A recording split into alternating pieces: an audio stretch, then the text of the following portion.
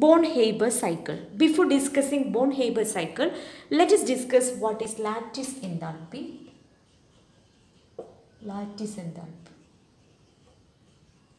Lattice enthalpy is the energy required to completely separate one mole of an ionic compound into gaseous constituent ions. So, it is the energy required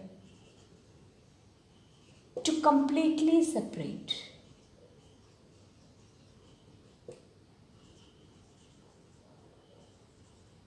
one mole of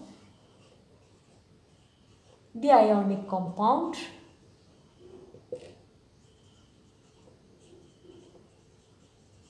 into its gaseous constituent ions. Okay, gaseous constituent ions. So, lattice enthalpy cannot be obtained experimentally. It is difficult to found experimentally. So, what we have to do, it can be calculated using an indirect method by constructing enthalpy diagram. Okay, by constructing enthalpy diagram, which is called as Born-Haber cycle. So, by constructing a Born-Haber cycle of an ionic compound, we can easily find the lattice enthalpy, but it cannot be experimentally found. So, Born and Haber developed this method to relate lattice enthalpy of an ionic compound to other thermodynamic data. Okay, let us take an example in the case of enthalpy diagram for lattice enthalpy of NaCl. Now, let us discuss that. So, Born-Haber cycle is based on Hess's law. Okay, example, formation of NaCl. Formation of NaCl from metallic sodium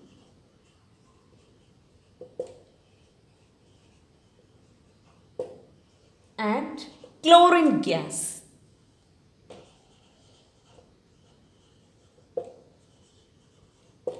So, in this case, enthalpy of formation. Enthalpy of formation. Net energy during the process is called as enthalpy of formation. So, enthalpy of formation we know.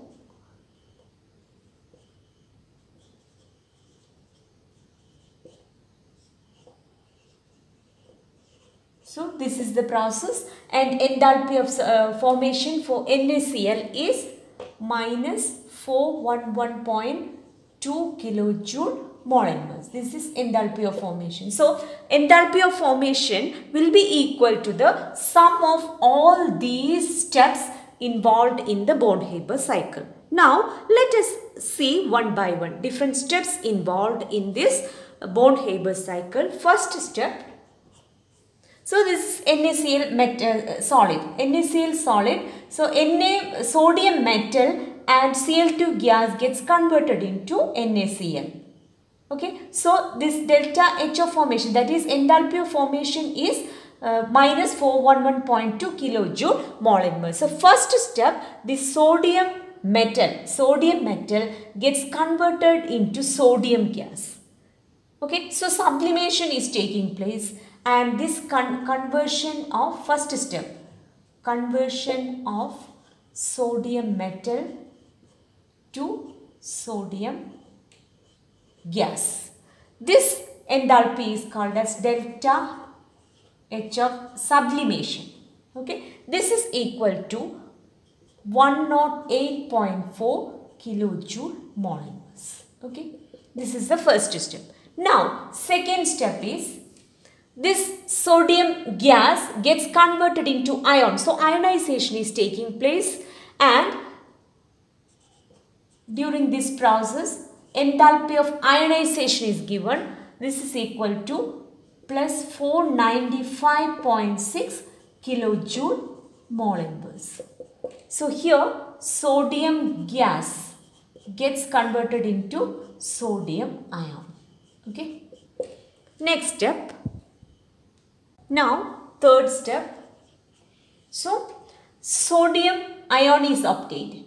Next, chlorine gas gets converted into chlorine atom. So bone dissociation is taking place. So chlorine molecule is converted into chlorine atom. So bone dissociation energy will be half the bone dissociation energy of that bond. Okay. So next step, half Cl2 gas gets converted into Cl atom. Okay. So bone dissociation energy will be half the bone dissociation energy. Okay. This will be equal to 121 kilojoule mole inverse. Bone dissociation energy is 242. So half of that value will be 121 kilojoule mole inverse. Now fourth step. Chlorine atom must be converted into chlorine ion. Next step. Okay. So chlorine atom, by accepting one electron, it gets converted into chlorine ion. So electron gain is taking place. So enthalpy is electron gain enthalpy. This will be equal to minus 348.6 kilojoule mole. So this much energy is released, minus value. So energy is released. Fifth step is, this gets converted into Na plus and Cl minus gets converted into NaCl, and this enthalpy is called as lattice enthalpy. This value we have to find. So we know enthalpy of formation will be the sum of this whole cycle. Okay, so this will be equal to delta H of sublimation plus delta H of ionization plus half of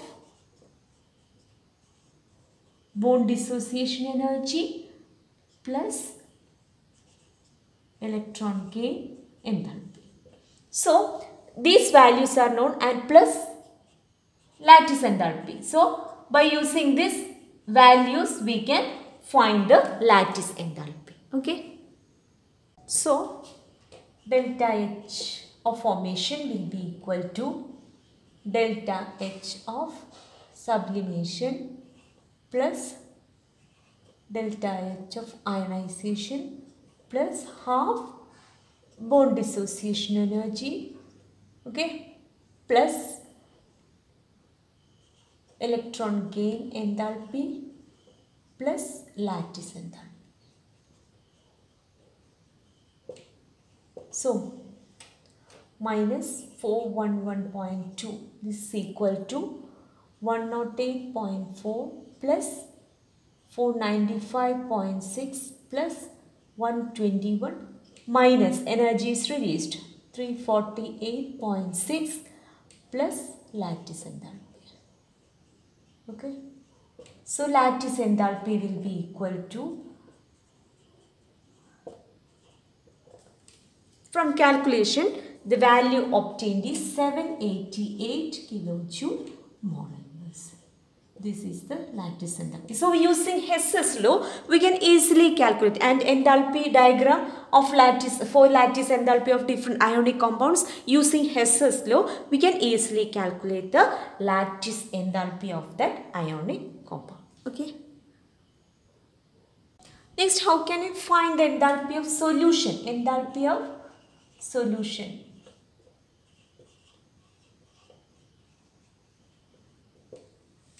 Enthalpy of solution of NaCl we can find. So enthalpy of solution will be equal to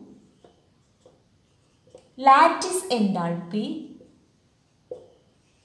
plus hydration enthalpy. Okay, hydration enthalpy. Lattice enthalpy for 1 mole of NaCl we know.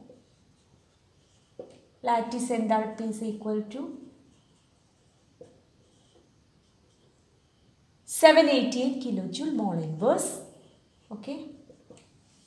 Now hydration enthalpy is of NaCl is minus 784 kilojoule mole inverse. Okay, so enthalpy of solution for NaCl solution will be equal to 788 minus 784 kilojoule. So this value will be 4 kilojoule mole inverse. Okay. This is the value.